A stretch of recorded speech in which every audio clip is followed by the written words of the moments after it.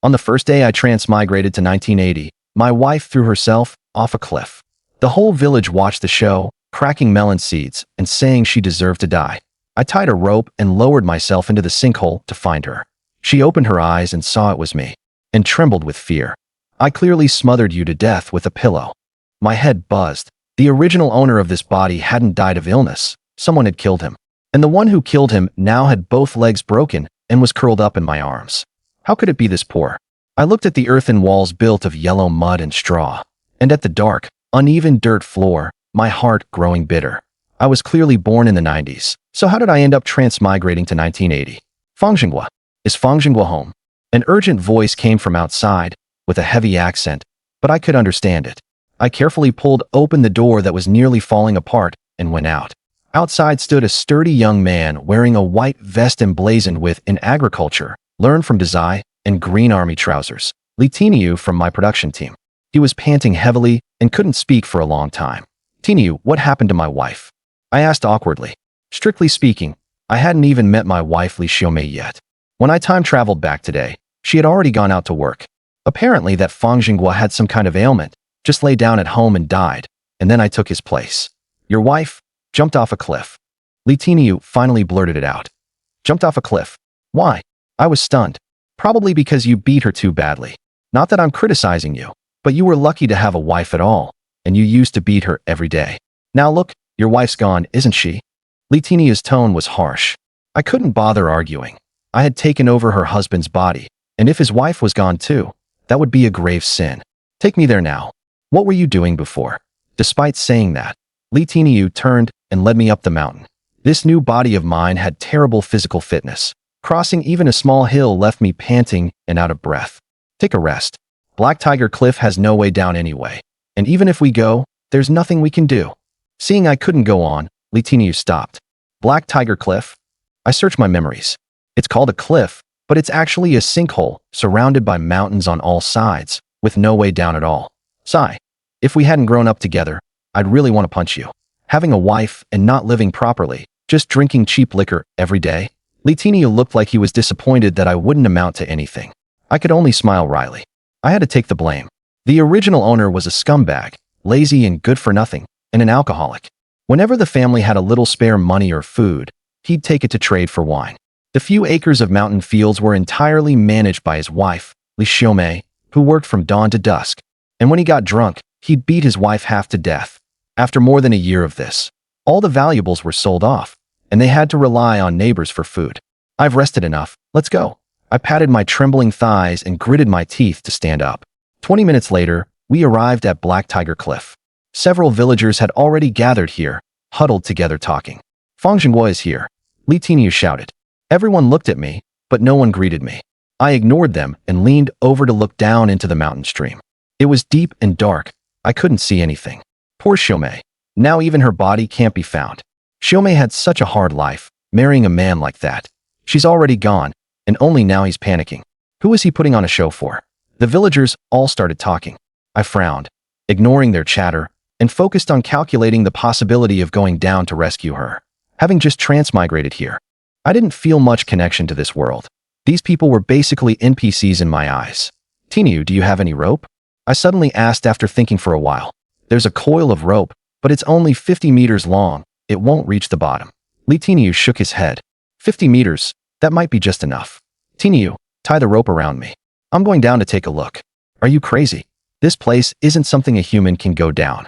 Have you forgotten how that barefoot doctor from the production team went mad? Li Tiniu was startled. 3 years ago, a barefoot doctor tied a rope and went down to collect herbs. He came back up, but he was insane, telling everyone he saw ghosts. Since then, Black Tiger Cliff has been forbidden ground. No one dares go down. Stop wasting words. Give me the rope. As someone transmigrated from the 21st century, I'm afraid of everything except ghosts. Fine, if you're looking for death, no one's stopping you.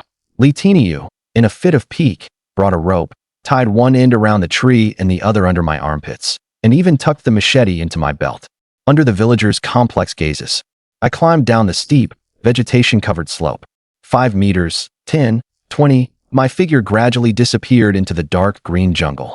At 50 meters, I realized I was only halfway. I sighed and was about to give up when I noticed that from the mountainside, I could follow the lush vines down to the bottom of the mountain stream. Should I risk going down?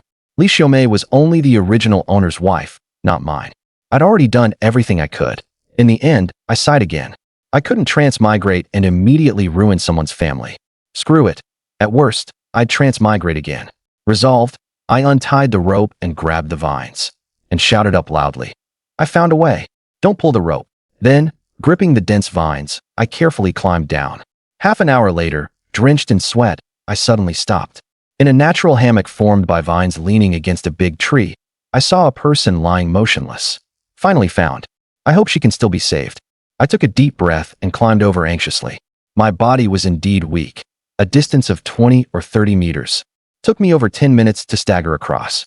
The person on the vine net lay face down, with the iconic ear-length short hair of women of this era. An ill-fitting floral blouse and blue pants. Her whole body so thin and small she looked like a child of 11 or 12. So this is Li Xiaomei? She probably hasn't even grown up yet? I complained inwardly. From my memory, when Li Xiaomei was 16, Fang Zhenguo married her with 10 caddies of pork and 50 caddies of brown rice. Now she should be almost 18. With such a frail body, how much hardship must she have endured to end up like this? The original owner really was a piece of work. Xiaomei, wake up! Can you hear me? I didn't dare climb onto the net for fear it would collapse, so I could only get close and shout loudly. After calling several times, Li Xiaomei finally stirred. She struggled to turn half over and saw me. I was surprised to discover that despite her sallow, rough skin, Li Xiaomei was a born beauty. Her face was small, her eyes big, her nose straight, all in harmony. Before I could speak, Li Xiaomei spoke first in a faint voice. Alas, I didn't think even in death I'd still be stuck with you. What sin did I commit in a past life? What do you mean dead or alive? You're not dead. I've come to save you. Seeing that Li Xiaomei was alive, I was genuinely happy. But her next words nearly made me lose my grip on the vine. Zhenguo, we were husband and wife, and I didn't want to kill you, but you really are a beast. You actually tried to sell me. Why is my fate so bitter? As she spoke, her tears fell without stopping. At first I was shocked, then afraid, and finally fell silent, looking at Li Xiaomei with a complicated expression. Now it's fine. I killed you, and then I'll pay with my life, so we're even. Better not know each other in the next life. Li Xiaomei was still immersed in the emotions before jumping off the cliff, pouring out her anger and unwillingness. But then, I'm a bad woman. I killed my own husband with my own hands, so I probably won't have a chance to be human in the next life. Why is heaven so unfair to me? Cough, cough. Xiaomei, you're not dead. I finally couldn't help speaking. Li Xiaomei froze, staring at me with wide eyes, then let out a scream. Ghost. All right, stop screaming. Think about how to get up. I said impatiently. After climbing the vines for so long, my weakling body was about to give out. Zhenguo, you're really not dead? But I clearly. Li Xiaomei still didn't believe it. If I were dead, who would come to save you? Quickly check your body to see if you're injured. I was getting impatient. I risked coming down to save her out of a sense of duty and inner guilt. As for the rights and wrongs between the original owner and her, I didn't want to judge at all. Li Xiaomei was stunned for a long time. I tried to move my body, then my face changed and I fell silent again. What's going on? Say something. I could feel my limbs growing weaker and weaker, and I was getting anxious.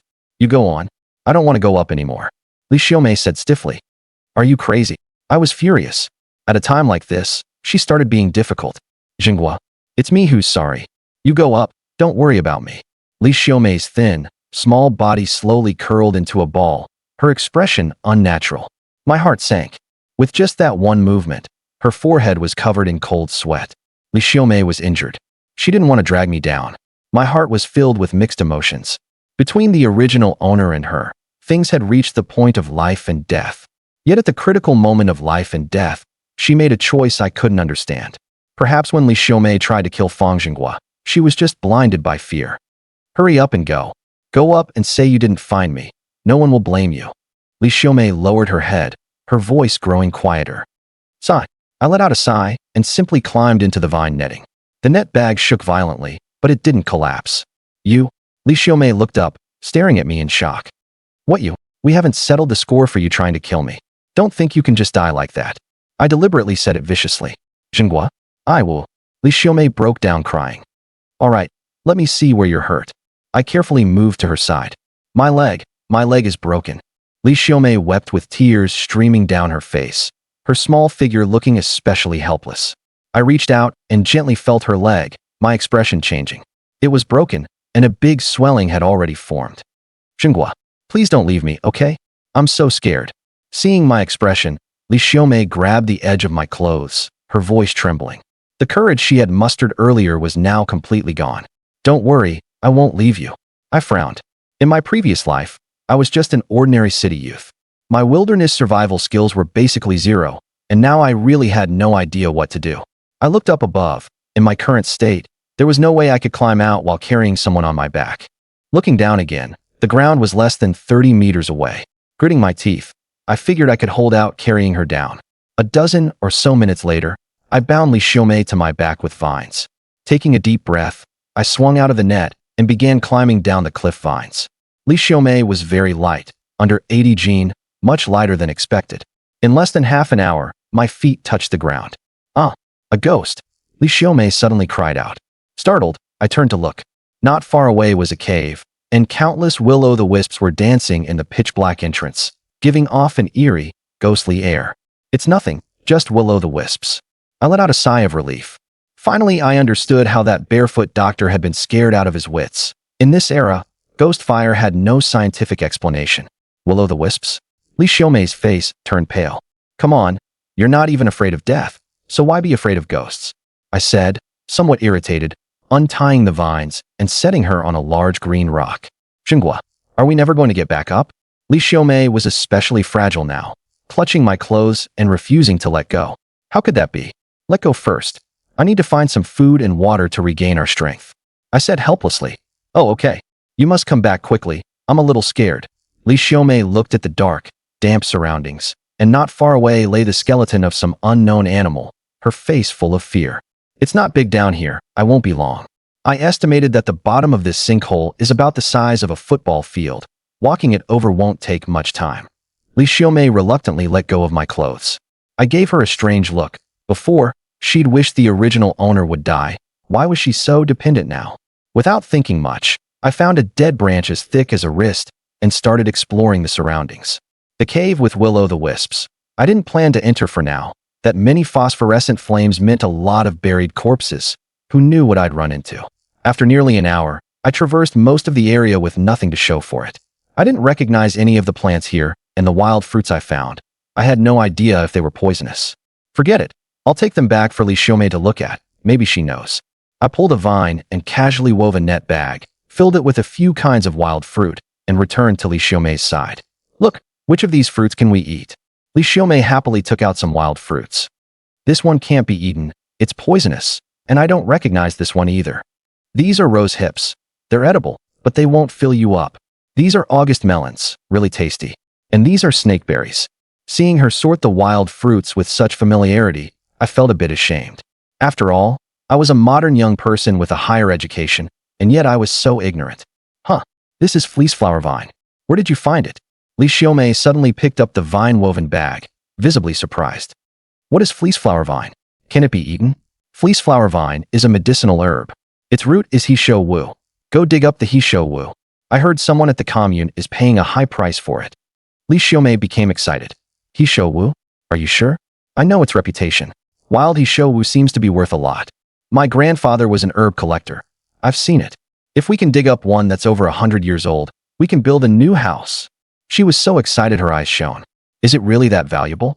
I was somewhat shocked. Although I wasn't clear about the prices in this era, building a new house was definitely a big expense. Those without age aren't worth much, but those over 100 years old, especially ones that have taken a human shape, are valuable. All right, you eat some fruit first, I'll go dig. I was excited too. Even after transmigrating, I didn't want to live a poor life. I set to work right away. I found a thin stone slab as a tool and searched along the path of the vine. It took over half an hour to find the main root of the Polygonum multiflorum. A vine this thick? There might really be something good. Looking at the vine, much thicker than my thumb, I swallowed hard. Whether I can live a good life depends on you, buddy. Carefully, I dug down bit by bit along the root. After nearly an hour, the deeply buried Polygonum multiflorum finally revealed half of itself. Hiss, it really is human-shaped? I gasped. The half-exposed Polygonum multiflorum. Its head and torso were distinct, and its two arms were well-proportioned, identical in thickness. This time I've struck it rich. My movements became even more careful. Another hour passed before I fully unearthed the Polygonum multiflorum the size of a forearm. It's a male. Looking at the part between its legs, I didn't know whether to laugh or cry. It was too human-like. Gently shaking off the dirt, I carried the He Shou Wu back to Li Xiaomei. Ah, such a big He Shou Wu. We can even fix up our tiled house now. Li Xiaomei, who had been waiting with eager eyes, let out a startled cry. Two rosy blushes crept onto her pale face, and her large eyes went round as saucers. About how many years old do you think it is? I was far calmer now. I don't know. I've never seen a He Shou Wu shaped so much like a person before, but judging by its size, it's got to be several hundred years old at least. Li Xiaomei gently stroked the He Shou Wu, unable to bear letting it go. Ahem, shouldn't we figure out a way to get back up first? Otherwise, even with the He Shou Wu, there's nowhere to sell it for money. I laughed. Right. We have to get back alive. Li Xiaomei's gaze suddenly turned rock-solid determined, all trace of her earlier weakness and helplessness vanishing into thin air. This girl, is she like some kind of split personality or what?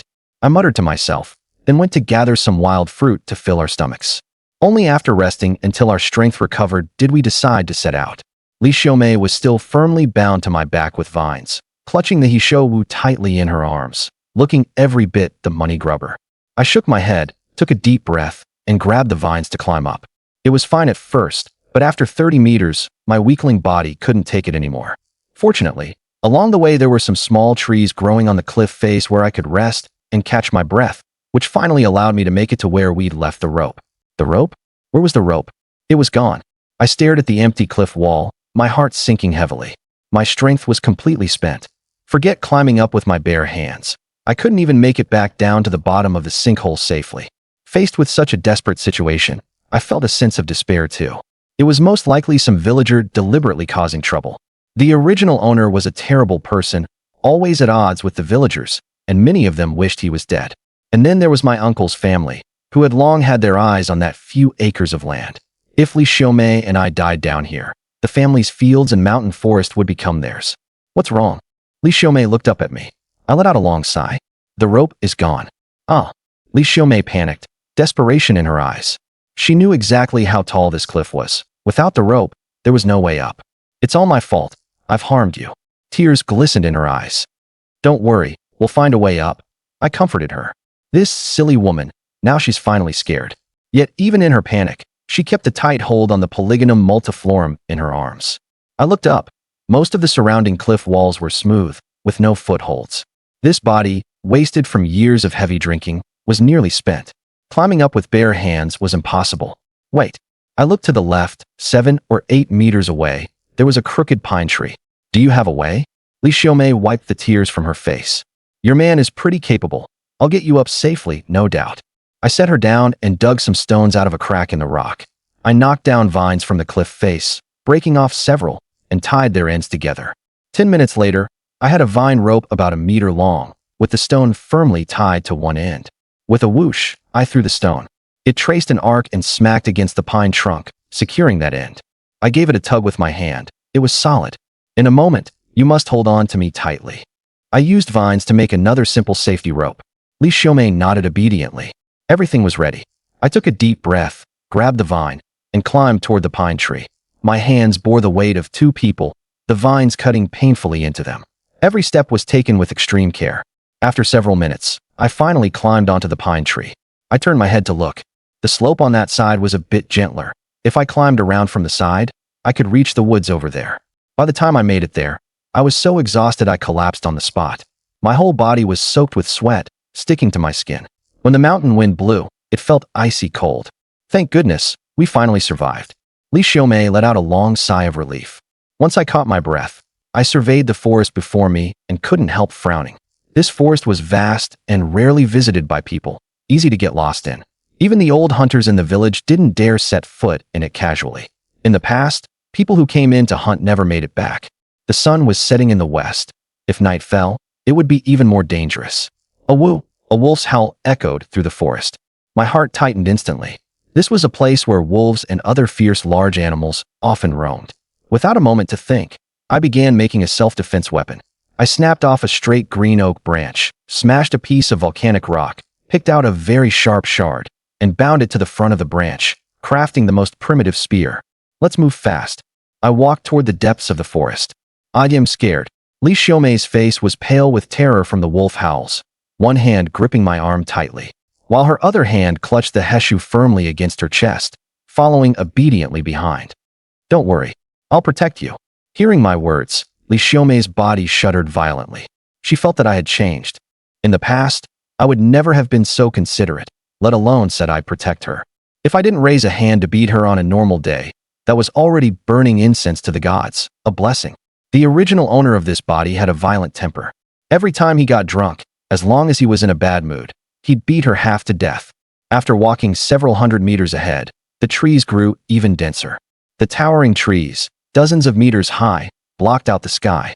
Around us, birds and all kinds of animals kept calling out, along with the howling of wind sweeping through the air. Suddenly, a dozen or so meters away, the trees began shaking violently. It looked like some large animal was charging straight toward us. My heart tightened, and I hurriedly gripped my spear. My eyes fixed dead on that direction, my palms sweating. A moment later, a huge tiger burst out, letting out a low growl, its sharp fangs bared. Its fierce eyes locked onto us. Ah! Li Xiaomei screamed in terror on the spot.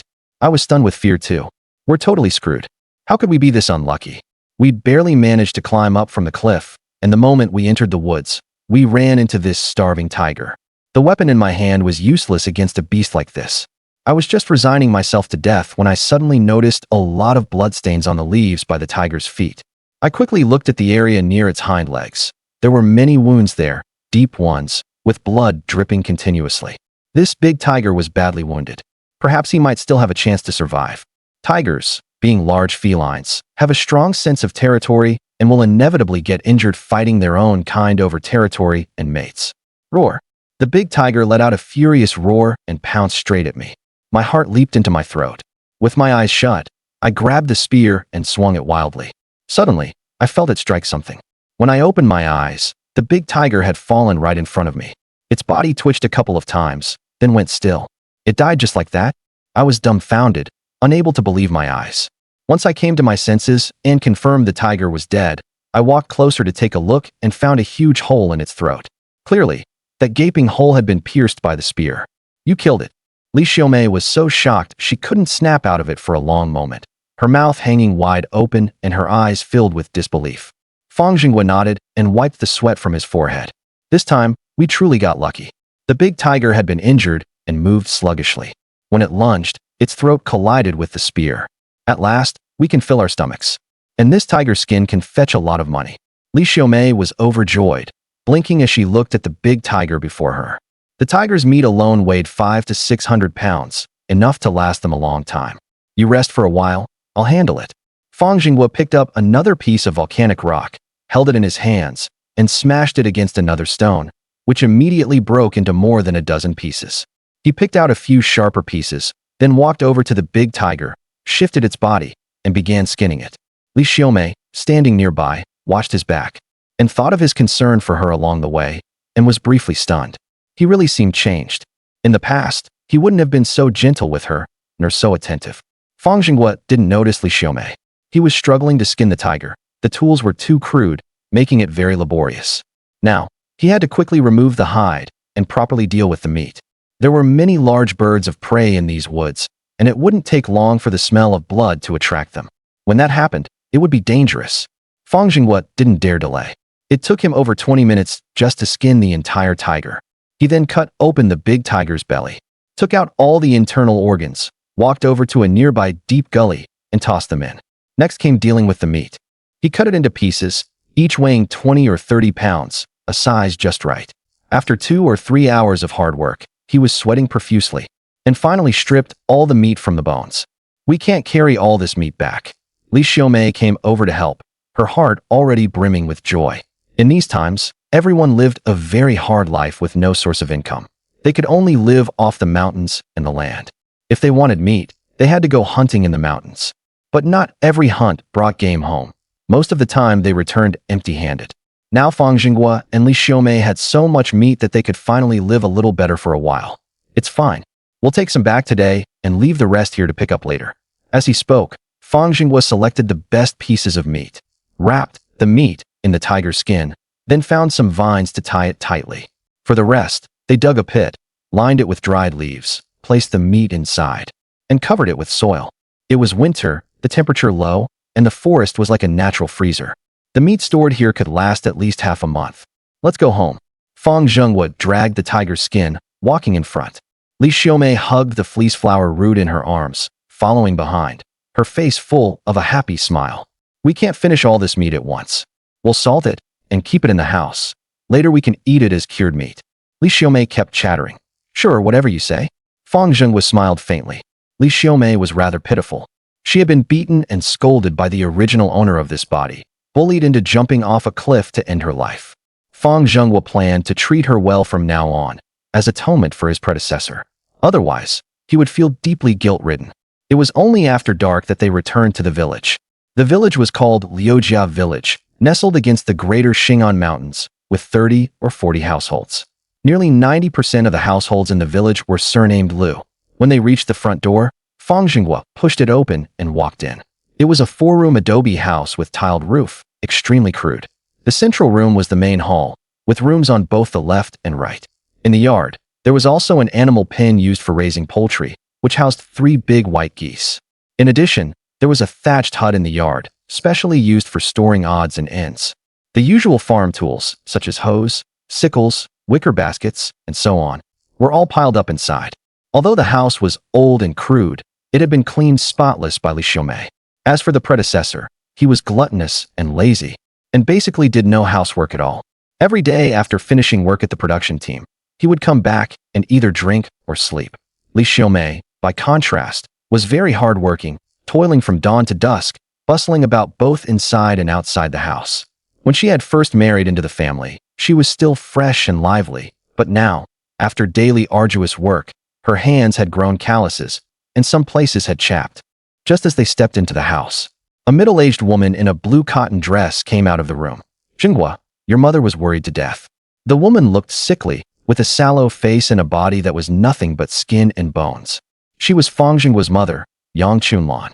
After a serious illness 3 years ago, her health had completely collapsed, and she had been recuperating at home ever since. "Mom, there's no need to worry about me." Fang Zhenguo felt a warmth in his heart. In his previous life, he had grown up in an orphanage and never received any parental care. "It's all your fault. Why did you have to jump off the cliff for no reason? If you want to die, go die on your own. Don't drag my son into it." Yang Chunlan glared and cursed at Li Xiaomei.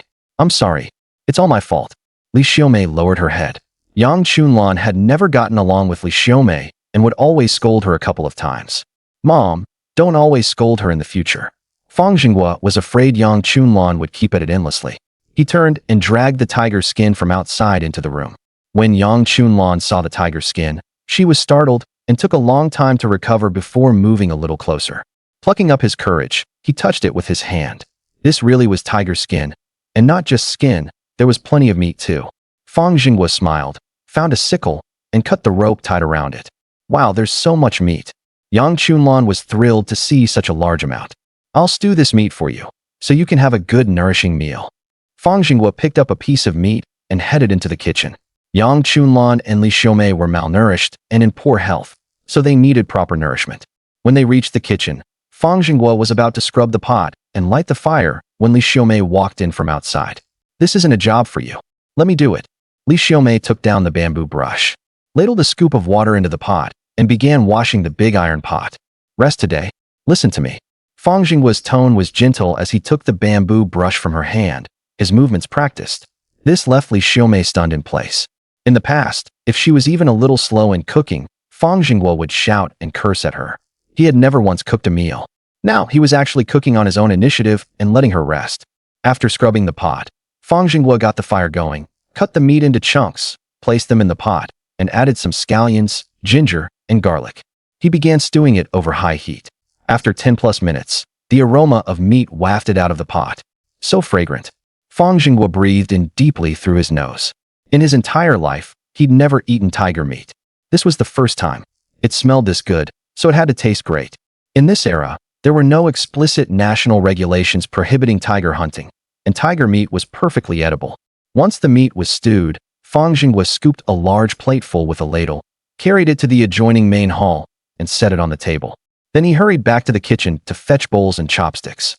Throughout the whole process, Fang Zhenguo never let Li Xiaomei lift a finger.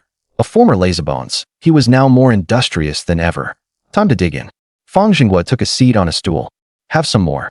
Yang Chunlan picked up a large piece and placed it in his bowl, her face full of loving tenderness. Fang Zhenguo nodded, picked up his chopsticks, and put a good amount into Li Xiaomei's bowl. Li Xiaomei couldn't help stealing a glance at Fang Zhenguo. She swallowed hard at the meat in her bowl, but didn't dare eat it. Usually, she often didn't even have the chance to sit at the table. She only got to eat leftover scraps. Now Fang Zhenguo was suddenly so good to her. It made her uneasy, even a little scared. Why aren't you eating? Eat up. You should eat it while it's hot. Fang Zhenguo said with a slight smile. Li Xiaomei usually ate very poorly and did the heaviest work, so her body never got proper nutrition and she looked sickly. Li Xiaomei nodded slightly. Your complexion is too pale. Eat a bit more meat to nourish your body, then you'll look prettier. Fang Zhenguo added 2 more pieces to her bowl. Once your body is built up, you'll be better able to bear children. Hearing this, Li Xiaomei's face flushed slightly. She picked up a piece of meat and put it in her mouth. The flavor really was good. After eating 1 piece, she cautiously glanced at Fang Zhenguo, then at Yang Chunlan. Seeing that no one was scolding her, she continued eating. Fang Zhenguo felt much better seeing her eat, and his guilt eased considerably. Watching Li Xiaomei's cautious, fragile manner, he felt a pang of heartache. Since marrying into this family, she hadn't had a single good day. In less than half an hour, all 3 large plates of meat were polished off, and even the soup was drained dry. Everyone ate to their heart's content. This meal was the best they had ever had. I'll wash the dishes, Li Xiaomei said, picking up the dishes and chopsticks and heading to the kitchen. After washing the dishes, she salted the leftover meat, twisted palm leaves into cords, and hung it on a wooden pole inside the house. She worked until late before finally returning to her room. From now on, I'll help with these household chores, so you don't have to work so hard. Fang Zhenguo looked at her. You've changed. Li Xiaomei's eyes reddened as she thought of how Fang Zhenguo had shown her concern today, something she wouldn't have dared to even dream of before. These words made Fang Zhenguo pause for a moment, but he quickly came to his senses. I was too much of a bastard before. Now I figured things out. Fang Zhenguo shrugged. I'll treat you better from now on and slowly make it up to you. He felt as if he were atoning for his predecessor's sins. Oh, Li Chunmei didn't take it too seriously, thinking that Fang Zhenguo's kindness to her was only temporary. A leopard can't change its spots. Before long, he would show his true colors and treat her the same as before. Thinking of this, Li Chunmei felt terrible. She wished Fang Zhenguo would always be this good to her, but that was impossible. Fang Zhenguo could tell that she didn't believe his words. Explaining now was useless. She simply wouldn't believe him. This kind of thing had to be proven with actual actions. He had already made up his mind. Since he was here, he would make the best of it, take good care of his family, and live a good life. Now that he'd been reborn, how could he let himself and his family live a bitter life? Lying in bed, he looked at Li Xiaomei sleeping beside him, and a faint smile curled at the corner of his mouth. Li Xiaomei was pure and delicate in appearance, her skin fair and tender like flawless white jade, looking charming and lovely. It was just that her body was too thin and weak, somewhat malnourished. She was only 18 now, still in the stage of development. Once she grew into herself, Fang Zhenguo felt quite fortunate in his heart. Fortunately, his predecessor had some good judgment and married such a beautiful wife. If he had married a big, burly woman, it would have really been the end. His predecessor had a problem in that area. After years of marriage, he hadn't even touched Li Xiaomei, and there wasn't even a child. It was really my good fortune. Fang Zhenguo muttered softly. For now, he couldn't touch her yet. That could wait until later. This kind of thing had to be taken slowly. There was no rushing it. Li Xiaomei had already closed her eyes to sleep, but hearing the sound, she opened them. Seeing Fang Zhenguo staring at her, she directly turned her body away and then moved even farther to the other side. The next morning, when he got up, Li Xiaomei had already gone into the outer room to do the housework. He put on his clothes, walked out of the room, and came to the courtyard. Just as he was about to go out for some fresh air, Li Tiniyu pushed the door open and walked in from outside, looking deeply grief-stricken. When he looked up and saw Fang Zhenguo, he was so startled that he stepped back. You're still alive. Li Tiniyu snapped back to his senses, slapped him on the shoulder a few times, then patted him elsewhere. So you really didn't die? Are you that eager to see me dead? Fang Zhenguo said, feeling speechless. Do I look like that kind of person? Yesterday, Li Tiniu had waited with the villagers until the sun went down. When they saw that he still hadn't climbed up from the cliff, they assumed that he and Li Xiaomei must have been doomed. He had just been about to come over to console Yang Chunlan, then gather the villagers to go around to the bottom of the cliff to search for the bodies. But unexpectedly, Fang Zhenguo had returned safe and sound. Let me ask you something. Who took the rope away yesterday? Fang Zhenguo was seething. If he hadn't been quick-witted at the time, he and Li Xiaomei would have died at the bottom of that cliff long ago. I don't know. Anyway, it wasn't me who did such a wicked thing. Li Tiniu wasn't lying. Yesterday, after he stayed at the cliff edge for a while, he led the villagers around to the other side to see if there was a gentler slope so they could go down and rescue the person. Li Tiniu recounted what had happened. After you left, who else stayed there? Fang Zhenguo intended to get to the bottom of this and find out who wanted him dead. It seems like it was your uncle. Li Tiniu scratched his head and thought for a long time before it came to him. Fang Zhenguo sneered inwardly. So it really was his own uncle. How vicious. But without any evidence, there was nothing he could do about it. But this couldn't just be let go. In the future, he would settle all scores, old and new, with this uncle. Smells great. Li Tiniu sniffed the air and turned his gaze toward the kitchen. He caught the aroma of meat. Li Xiaomei knew Fang Zhenguo was going to the woods from yesterday today, so she had gotten up early to stew meat, and the fragrance drifted out from the kitchen. Your family barely has anything to eat left, so how do you still have meat? Li Tiniu was astonished. He knew how difficult life was for Fang Zhenguo's family. They could hardly keep the pot boiling. I got lucky yesterday and caught a wild animal on the way back, Fang Zhenguo said, mentioning what had happened the day before. You really stumbled onto some rotten luck, kid. Li Tiniu swallowed hard. It had been a long time since he'd tasted meat, and the savory smell made him hold back drool. In this era, every family was in dire straits. Meat was a rare sight in daily life. Only during the New Year did they have a chance to feast. Although Liujia village was nestled against the greater Xing'an Mountains, where game was plentiful, the animals had grown increasingly cunning and hard to catch. Wait a moment. Fang Zhenguo turned and went back into the main room, took a piece of meat, and brought it out to the yard to hand to Tiniu. Are you sure you're giving this to me? Li Tiniu's eyes widened as he quickly took it. It felt heavy in his hand, at least 20 or 30 pounds. He had been Fang Zhenguo's childhood friend. Whenever Fang's family couldn't make ends meet, he always brought over some food. Just a few days earlier, he had even given them a small basket of sweet potatoes freshly dug from the field. Fang Zhenguo's family relied on those sweet potatoes to keep from starving. A piece this big is enough for our family to eat for a day. When I get back, I'll have my wife stew it. Li Tiniu was overjoyed, swallowing his saliva. After leaving the courtyard, he carried the meat and ran straight home. Fang Zhenguo followed the aroma of meat to the kitchen. Don't rush, it'll be ready soon. Li Xiaomei stood by the stove, spatula in hand, scooping the stewed meat out of the pot into a plate. There were some radishes and quite a few potatoes mixed in, with not much meat to be seen. Li Xiaomei was very frugal, planning to stretch the meat out. If they ate only meat every day, that little bit wouldn't last long. This was specially cooked for you just now. Li Xiaomei tucked the stray strands of hair falling over her face behind her ears with her fingers, wrapped the large piece of meat she had prepared in newspaper, and carefully tied it up with a thin rope twisted from paper mulberry bark.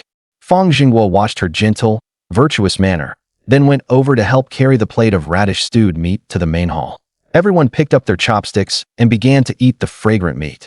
Are you going to the mountains again later? Yang Chunlan was a little worried. Back then, Fang Zhenguo's father had gone into the mountains to hunt, and something happened. He never came back. Not even his body was found. Every time Fang Zhenguo went into the mountains, she worried greatly, afraid he might run into danger. I must go today. Don't worry, nothing will happen. Fang Zhenguo picked up a piece of meat, dipped it in the sauce, swirled it around, and threw it into his mouth. The meat at home wouldn't last long. He had to bring all the meat back. Besides, there were many animals with keen senses of smell in the mountains. If he left it for another 2 or 3 days, they would definitely dig it all out and eat it all. It was winter now, and both humans and animals were starving, so they wouldn't let any edible thing go. After finishing the meal, Fang Zhenguo began preparing ropes, a machete, and burlap sacks in the yard.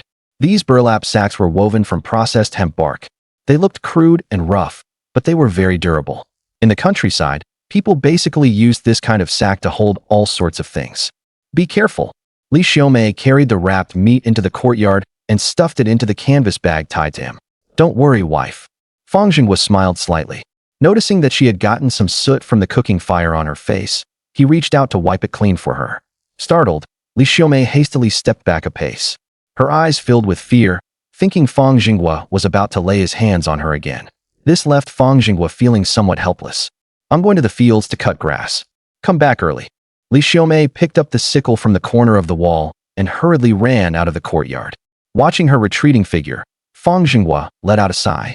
His predecessor had treated her far too harshly, leaving a psychological shadow in her heart. Only after Li Xiaomei's figure had vanished from view did Fang Zhenguo leave the courtyard and make his way out of the village. Many of the trees near the edge of the village had been cut down by the villagers and converted into farmland, used for growing sorghum, corn, soybeans, and the like. Now that winter had arrived, the crops had already been harvested, leaving only piles of straw. From a distance, it looked just like the rural scenery of the 1980s. Fang Zhenguo crossed the fields and soon reached the forest. The calls of various animals and the rustling of wind through the leaves mingled together, echoing through the mountains. Crack, crack. As Fang Zhenguo walked deeper, he used his machete to chop away the branches blocking his path. He remembered the spot from yesterday, where he had made some simple marks along the way. This was the most basic common sense for hunters. It was easy to get lost in the forest, but with markers, it was much harder to lose your way. Following the marks, it took him over 2 hours, and he finally found the spot where the meat was buried. After digging the meat out of the soil, he packed half of it into a burlap sack. He couldn't carry the rest back, so he would come back for it tomorrow. After burying the remaining meat, he dragged the sack and hurried back to the village. By the time he arrived, it was around noon. He salted all the meat and hung it from the beam with rope. This meat would be enough for quite a while. Then he tidied up the house, put the tiger skin into a sack, and carried it to town for the market. Markets were held on set days according to the lunar calendar. Odd-numbered days were market days, while on even-numbered days the streets were basically empty. Today happened to be an odd date, so it was market time. An hour later, he arrived at the small town street. The street was packed with people going to market, filled with the clamor of hawkers and bargaining, that lively atmosphere typical of a rural street market. It was now winter, and many villagers were already stocking up for the new year. Some had even started buying spring festival couplets and firecrackers in advance, as the prices were slightly lower. Rural folks saved wherever they could, every cent counted. Fang Zhenguo crossed the street and reached the corner where hides and furs were sold. A fur dealer was bargaining with a few villagers selling deer and squirrel skins, pressing their prices down to the bare minimum. The villagers had no choice but to sell, gritting their teeth. Next time, can you bring me some better goods? The fur dealer was a big bearded man, smoking a pipe. He blew out a puff of smoke, disappointment written on his face. He had been in this small town collecting fur goods for some days, but so far, he hadn't gotten a single good piece. For a fur trader, only good goods bring in big money. Ordinary stuff barely earns anything. These days, hunting is getting harder and harder. That's right. During the Great Famine 20 years ago, animals like roe deer in the mountains were hunted to extinction long ago. Being able to catch these is already pretty good. There are plenty deeper in, but it's too dangerous. You might go in alive, but never come out. The villagers shook their heads. The fur trader also sighed. He exhaled the pungent smoke from his dry tobacco, then tapped his pipe against his shoe to shake out the ashes. I have some good stuff here. Do you want it? Fang Zhenguo opened the sack and took out the tiger skin. The fur trader was startled, then, coming to his senses, quickly ran his hand over it, his eyes lighting up. The villagers also crowded around to look at the tiger skin, letting out gasps of admiration, envy written on their faces. It even attracted a crowd of onlookers. Tisk, truly a fine item. The fur dealer turned the tiger skin over and found no damage. It was a complete tiger skin. How about it? Fang Zhenguo hadn't expected the fur dealer to be so excited. It looked like he could get a good price. I want this tiger skin. I'll give you 100. It hasn't been processed, and the fur isn't very shiny, so the price naturally should be a bit lower. The fur dealer calmed down and began to pick faults everywhere, directly pressing the price to the lowest. Fang Zhenguo wasn't falling for that. He put the skin into his pocket and stood up, pretending to leave. The price is negotiable. Let's talk more. The fur dealer hastily pulled Fang Zhenguo's arm, a smile on his face. This was good goods. He naturally didn't want to give up just like that. This amount. Fang Zhenguo held up 5 fingers. If it weren't that my family is in difficulty and I urgently need money, I wouldn't sell at all. All right, I'll be straightforward too. The fur dealer gritted his teeth and took out 500 yuan bills from his wallet. Fang Zhenguo took the money, smiled slightly, and put it in his pocket. With the money, He felt much more at ease. This was his first pot of gold. The fur trader kept saying he'd suffered a big loss, but in truth he was putting on an act. He could still make a good profit from this tiger skin. That's just how businessmen are. Even when they're making money, they insist they're losing it. Little brother, if you come across this kind of top-quality goods next time, be sure to sell them to me. The fur trader grinned from ear to ear. Let's see when the time comes. Fang Zhenguo didn't linger too long. He turned and walked toward the street.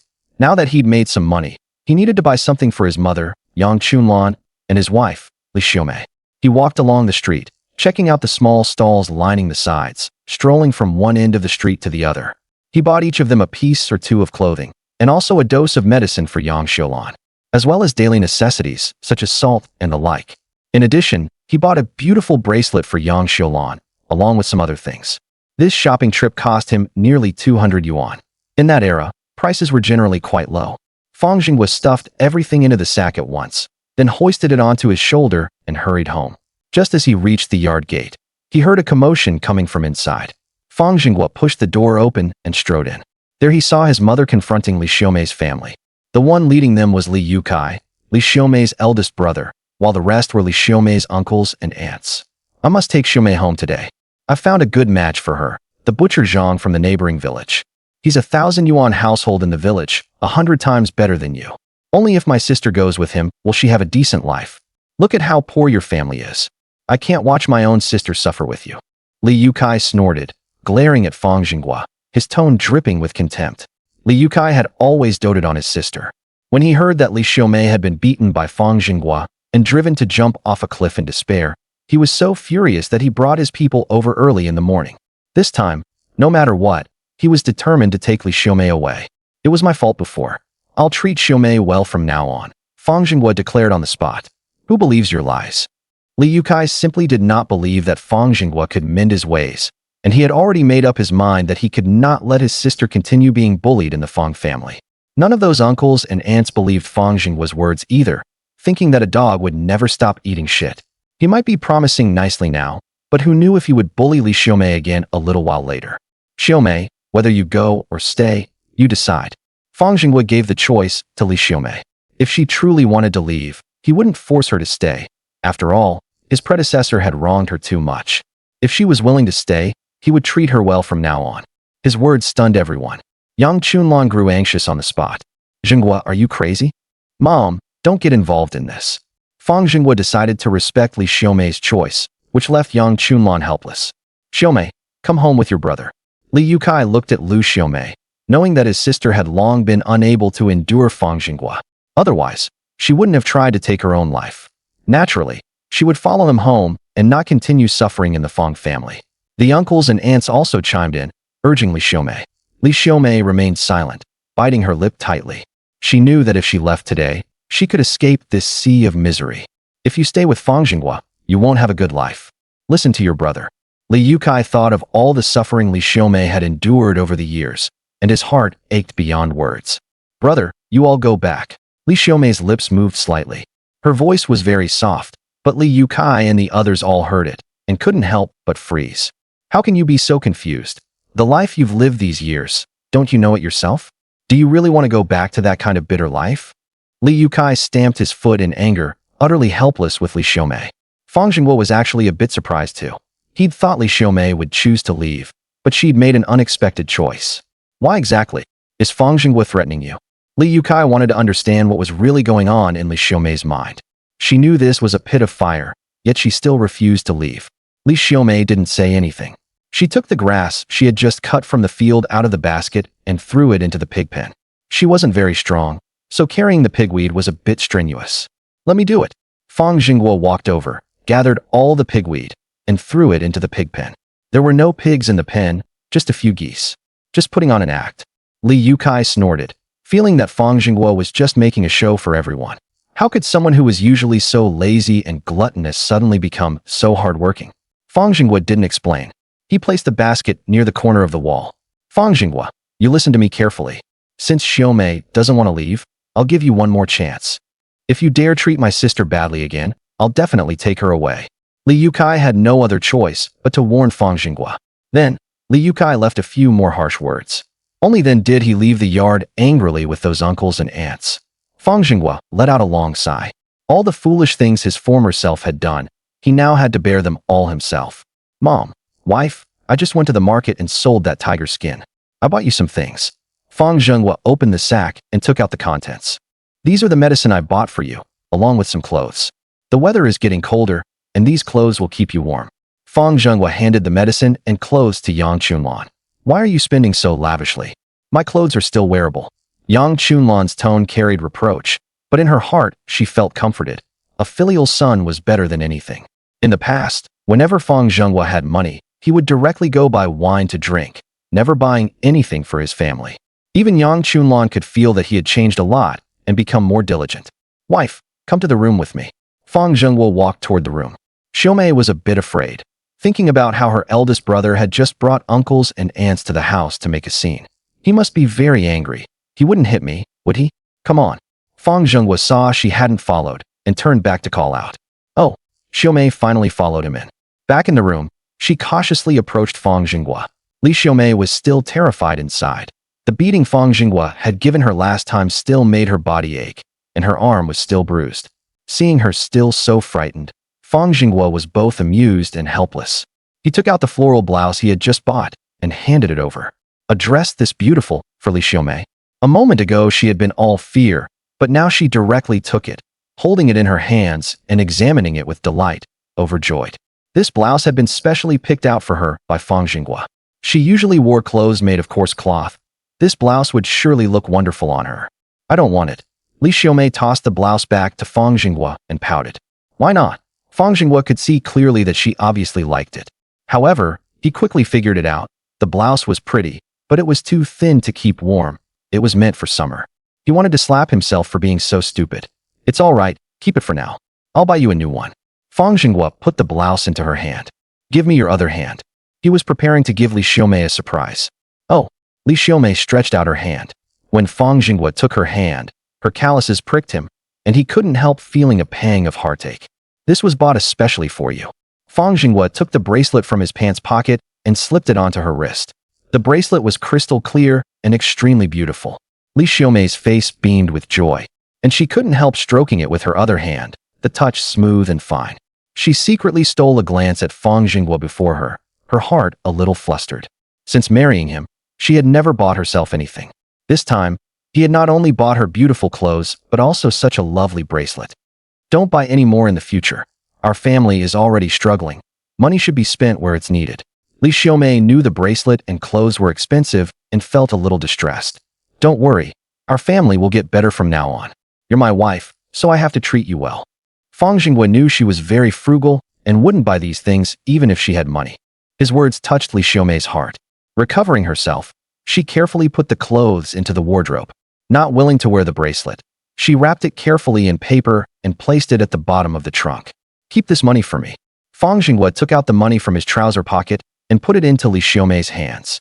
Seeing so much money, Li Xiaomei's eyes gleamed with gold. It was the first time she had seen so much money. Buy whatever you want from now on. No need to be so frugal. Fang Zhenguo intended to hand over all the money he earned in the future to her for safekeeping. Making money isn't easy, so we can't spend it carelessly. The yard is already this rundown. We need to save more to repair the house. Then we'll be able to live in a big house. Li Xiaomei happily wrapped the money in a cloth and was about to put it in the wardrobe, but she didn't feel at ease, so she took it out again. Scanning the room, her face filled with worry. She had no idea where to put the money. Finally, she crawled under the bed, pulled out a wooden box, put the money inside, then found a big iron lock and locked the wooden box. Now she was reassured. Looking at the big iron lock on the wooden box, Li Xiaomei looked very satisfied. That night, after washing his feet, Fang Zhenguo lay in bed thinking about getting rich. Sigh. Li Xiaomei blew out the oil lamp, lay down beside him, and secretly washed his face, thinking, if only he could always be this good to me, that would be wonderful. Let me ask you something. Fang Zhenguo turned his head. Li Xiaomei hastily averted her gaze. What? Why didn't you want to leave today? Fang Zhenguo asked the question that had been troubling him. Today she could have simply left and made the choice she wanted. This is my home. Li Xiaomei thought for a moment. These words made Fang Zhenguo fall silent. His heart felt bitter. He reached out to touch her head, but Li Xiaomei dodged away. This made Fang Zhenguo helpless. She was still so afraid of him. My own wife, I'll cherish you well from now on. Go to sleep. Fang Zhenguo's voice was gentle as he pulled the quilt over her. Li Xiaomei always tried to keep her distance from him when sleeping. The quilt was not very big to begin with, so her body couldn't be covered properly. In such cold weather, sleeping without a good covering could make her sick. Move closer. Fang Zhenguo was somewhat helpless. Li Xiaomei hesitated, then tentatively moved a little closer to Fang Zhenguo, but still kept a distance of about 2 inches. Fang Zhenguo had no choice but to close his eyes and go to sleep. Soon, he fell asleep. In the middle of the night, he was awakened by a strange noise. When he opened his eyes, he saw Li Xiaomei tiptoeing out of the bed covers. Fang Zhenguo was curious, wondering what she was up to. Soon, Li Xiaomei got off the bed, bent down, crawled underneath it, and took out the wooden box where she kept her money. After opening it, she saw the money was still there, then climbed back into bed. The next morning when she got up, she went to check the wooden box again. Fang Zhenguo didn't know whether to laugh or cry. What a silly woman, and so endearingly silly at that. These worries over money are going to eat away at her. After getting up, he casually washed his face, took all sorts of tools, and returned to the woods from before. He dragged all the meat back. In the following days, life was fairly comfortable. They didn't go hungry, and had meat for both meals every day. Since there was nothing to eat at home except meat, it was consumed very quickly. A month later, only 2 or 3 pieces of meat were left hanging from the beam. The money from selling the tiger skin and fleeceflower root was all used to renovate the house, replacing the tiles and the wooden boards on the roof. Fang Zhenguo planned to use the remaining money to buy a hunting rifle. With good hunting tools, he could catch better game. He had to stock up on meat before the heavy snow sealed off the mountains, or they wouldn't survive the winter. The pelts of the prey could be sold for money to buy New Year goods. There were many things needed for the new year: couplets, firecrackers, and a host of other necessities, which would cost a considerable amount. At the beginning of the year, he also had to go to his mother-in-law's house to pay New Year's respects. In short, there were many places that required money. Fang Zhenguo acted immediately, put the money in his pocket, and went to the entrance of the village to find Li Tiniu. Come over and bask in the sun. Li Tiniu, holding a bowl of sorghum rice, waved and greeted Fang Zhenguo while eating. I remember you seem to have an old shotgun at home. I'm planning to go hunting in the mountains. I need this thing. Fang Zhenguo stated his purpose directly. That shotgun had belonged to Tiniu's father. After his father fell off the roof while repairing the house a few years ago and died, that shotgun had been lying around at home, and now it was almost rusted. Tiniu was a good hand at farming, but when it came to hunting, he was a rookie. He rarely went into the mountains. Just give me some money, and you can take it. Tiniu licked the bowl completely clean with his tongue, patted his belly, looking very satisfied. All right, Fang Zhenguo had come today specifically for this shotgun. Wait for me. Li Tiniu ran into the house, and after a moment, came out with that shotgun and tossed it over.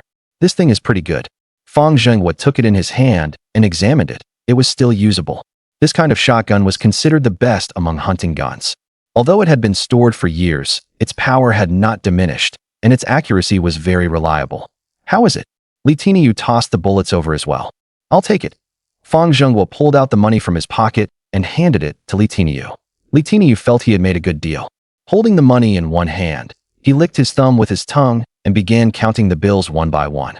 Fang Zhenguo didn't linger. After saying a quick goodbye, he returned home with his hunting rifle. The next morning, at the crack of dawn, he prepared his tools, grabbed his gun and ammunition, along with the cornmeal buns Li Xiaomei had made for him, and left the village for the forest in the back mountains. It was now the 12th lunar month, and the weather was growing colder. The sky was gray and overcast, with sparse snowflakes drifting down while the wind howled. Given this damned weather, the mountains would be sealed by heavy snow within 10 days. If he wanted to hunt then, it would be even harder and far more dangerous. Now was the best time for hunting. Fang Zhenguo stepped over the withered leaves on the forest floor, heading deeper into the forest. The deeper he went, the more dangerous it became. For him, as long as he had a weapon in hand, other dangers were nothing compared to natural disasters. In his previous life, he had been a special forces soldier. With a sniper rifle, it made countless criminals tremble with fear. This homemade shotgun was not as advanced as a sniper rifle, but in his hands, it could unleash maximum lethality. The ground was covered with frost, making walking even more difficult. After only 2 or 3 kilometers, he was already panting with exhaustion. Fang Zhenguo was speechless. This body is too weak. Just a short walk, and it's already exhausted. It seems he needs to train properly in the future. For a good hunter, Physical fitness is paramount. A woo. A wolf howl echoed through the mountains, making one's scalp tingle. Fang Zhenguo checked his shotgun, loaded the bullets, and prepared in advance for unknown dangers. In these deep mountains and old forests, there were many large carnivores. Wolves, tigers, leopards, and so on often roamed the woods.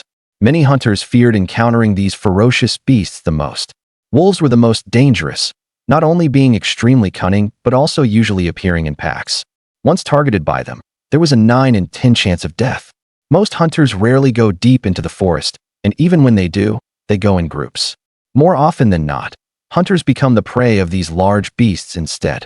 With the slightest carelessness or a bit of bad luck, they would lose their lives. Quite a few hunters from Liujia village who went hunting in the mountains had died on this great mountain. Back then, Fang Zhenguo's father also lost his life in these mountains, his body never found, leaving the mother and son to depend on each other. At this moment, Fang Zhenguo had already reached the depths of the forest, where the trees were even denser, surrounded by huge pine trees 40 or 50 meters tall, some with trunks 1 or 2 meters in diameter. In addition, there were many other trees, extremely lush, making it increasingly difficult to walk through. From this point onward, it was almost a restricted area for humans. The environment even harsher, and although there were plenty of prey, very few people had ever set foot there. Today, he had to return with a full load. Fang Zhenguo slung the shotgun over his shoulder, raised both hands to his mouth, blew 2 puffs of warm air, rubbed them together, and continued moving forward. After walking some 200 to 300 meters and crossing a hillside, a grove of red pines came into view. The grove was full of berries. There were many kinds of berries, only a few of which were poisonous. They were the favorite food of all kinds of herbivores. At this season, the grass and trees were dry, and animal food was very scarce. For them, berries were the most delicious food. Fang Zhenguo raised his shotgun and walked straight into the red pine grove, his eyes scanning the woods. Soon, at a distance of 70 or 80 meters, a plump sika deer was lowering its head to eat berries from the ground. The sika deer was very alert. While eating, it kept a wary eye on its surroundings, occasionally lifting its head to check for danger. Fang Zhenguo was secretly delighted. He circled to the downwind side and used the surrounding bushes as cover, then began to approach slowly. When tracking prey, you cannot get near the upwind side, or your scent will be caught by the prey, especially sika deer, which have a very keen sense of smell. If he was the slightest bit careless, it would notice him and bolt away. Sika deer were extremely fast, far beyond human speed. Relying on his past life experience, Fang Zhenguo crept closer to the sika deer. When only 50+ meters remained, he lay flat on the ground and inched forward. This homemade shotgun had an effective range of about 30 meters, so he had to get even closer. Once he was within range, he stood up and hid behind a Korean pine tree. He raised the shotgun, aimed at the sika deer. Bang! The bullet tore through the air, hitting the target squarely in the head. The sound echoed through the mountains and didn't fade for a long time. Done. Fang Zhenguo grinned, walked over quickly, kicked the sika deer, then skinned it and removed the innards. Finally, he cut the meat into pieces and packed it into the burlap sack he had prepared, a full, large sack. In addition, he also cut off the deer antlers. This is a good find, more valuable than fur and with high medicinal value. When I get home, I'll give it to Mother and Li Xiaomei so they can build up their strength. The hunt over, he dragged the deer meat back. From now on, he would go into the mountains once a day. As long as he brought back this much meat every day, he would stockpile enough before the mountains were sealed off by heavy snow. Then he could take all the furs to town and sell them, making the spring festival expenses no problem at all. Fang Zhenguo quickened his steps home. He had to get back as soon as possible. Once it got dark, the mountain path would be hard to walk and easy to get lost. The weather was still so nasty, a heavy snow might come at any time. At that moment, in the small courtyard at home, Yang Chunlan sat on a wooden stool, needle and thread in hand, making cloth shoes. Li Xiaomei had brought back a big pile of palm leaves and, after splitting them, was weaving them into ropes. I wonder how Zhenguo is doing now. Yang Chunlan was worried. She put down the needlework and looked toward the back mountain, but saw nothing. Only the towering mountains and the gray sky could be seen. He should be back soon, right? Li Xiaomei also glanced in that direction, then continued weaving rope from palm leaves.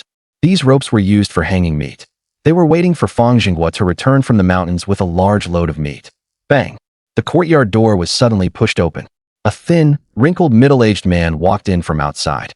This middle-aged man was Fang Zhenguo's uncle, Fang Wukai. Where is Zhenguo? Fang Guokai swept his gaze around the courtyard and opened his mouth to ask. The relationship between the two families had never been good. There were many conflicts, mainly over land issues. In rural areas, when it came to fighting over land and boundary disputes, it was relatives who were most likely to clash. Back when the old man was still alive, he had divided the land equally between Fang Guokai and Fang Zhenguo's father. Fang Guokai was a very greedy man. After Fang Zhenguo's father passed away, he used various tricks to deceive Yang Chunlan and exchanged all the fertile land for barren land. Now, Fang Zhenguo had set his sights on the private plot by the door. I heard your family is about to run out of food, so I brought you a piece of pork. Fang Guokai shook the pork in his hand and hung it on the wooden post under the eaves. This piece of pork was only 7 or 8 catties, and the middle was all bones. There was at most 1 or 2 catties of meat. No need, take it back. Yang Chunlan didn't care for it. Back then, when the family had nothing to eat, they had gone to borrow some cornmeal from his family, but were turned away. Besides, Yang Chunlan wasn't stupid. She knew Fang Guokai suddenly bringing meat meant he was scheming for the land. I've already brought it. How can I take it back? Fang Guokai acted very generous, found a stool to sit on, and started making small talk. Yang Chunlan didn't want to engage, focusing on the shoe insoles in her hands. I came to discuss something with you. I want to exchange the land by the mountain forest for the private plot by your courtyard gate. Don't worry, your family won't lose out. That land is a bit far, but it's very good for growing crops, especially sorghum and corn. Fang Guokai kept talking, waiting for Yang Chunlan to respond. His words were full of a consultative tone, and his attitude was very good. But once the land was exchanged, that attitude would not remain. This matter is not for me to decide. Zhenguo has the final say. Yang Chunlan's heart softened, and she did not directly refuse, her tone seeming very tactful. This matter is settled then. I'll wait for Zhenguo to return from the mountains. Fang Guokai intended to directly force the exchange of that land. As an uncle, taking down a nephew would not be a problem. What do you mean, settled? Yang Chunlan was very angry inside. The good land had all been exchanged away by Fang Guokai, and the only remaining slightly fertile private plot at the door was needed for growing vegetables. If this plot were exchanged away, in the future, even growing a single vegetable would require going all the way outside the village. Why are you getting so worked up? Fang Guokai was immediately displeased, his expression turning very ugly. I've never seen anyone so fond of taking advantage. You should leave now. Our family doesn't welcome you. As Yang Chunlan spoke, she was about to drive Fang Guokai away. You're driving me away? The house of your family was originally built with my help. Fang Guokai began to bring up old scores. In fact, he hadn't helped much back then. Most of the house was built with help from the village neighbors. At that time, he had only come to put on a show because he was afraid the villagers would gossip. Yang Chunlan was so angry she could hardly speak. She had never seen anyone so shameless. Even Li Xiaomei, standing nearby, couldn't listen any longer. Uncle, you really are shameless. Fang Zhenguo dragged the venison into the yard, panting heavily. I'm your uncle. How can you speak so harshly? Fang Guotsai's deeply wrinkled face filled with anger as his whole expression darkened. You think it's harsh? What you've done is even more disgraceful. Today I'm going to settle this with you. Ever since my father passed away, you've never stopped bullying our family over the years. You've taken every advantage you could. All the fertile land our family had was tricked and cheated away by you in every possible way. Now you're eyeing our family's private plot. At your age, you're still so greedy. Fang Zhenguo was seething and gave him no face at all. He wanted to take advantage of his own family. He was dreaming. He was no longer the weak and useless Fang Zhenguo he used to be. You're going too far. Fang Guokai couldn't find words to rebut, so he could only shout. Let's set that aside for now. Let's talk about the day before yesterday. I went down the cliff at the back mountain to find Xiaomei, and you were the one who took the rope away, weren't you? Fang Zhenguo stared at him. It's time to expose this matter. I don't know what you're talking about. Fang Guokai deliberately pretended to be clueless. Stop pretending. Someone saw you do it with their own eyes. Fang Zhenguo knew he would try to quibble. Now Fang Guokai could no longer keep up the act. His face turned ugly, and he directly admitted. So what if it was me? Admitting it is good. This kind of behavior constitutes attempted murder. You had murderous intent and wanted to kill both of us. According to the law, this is punishable by imprisonment. Now all I have to do is report the case to the police station in town. You'd spend at least several years in prison, living in a free big house and eating free meals. Fang Zhenguo kept his eyes fixed on Fang Guokai. That was a misunderstanding. I'm your own uncle. Fang Guokai panicked, his heart filled with fear. Now, take your meat and get the hell out of here. Fang Zhenguo directly grabbed that piece of meat and with a toss of his hand threw it outside the courtyard. Fang Guokai was furious, but he didn't dare say another word, afraid of provoking him into reporting the case to the police station. He left the courtyard in dejection. Fang Zhenguo stared at Fang Guocai's back. If you dare bully our family again, I'll wipe out your entire family. Fang Guokai didn't even dare to make a peep.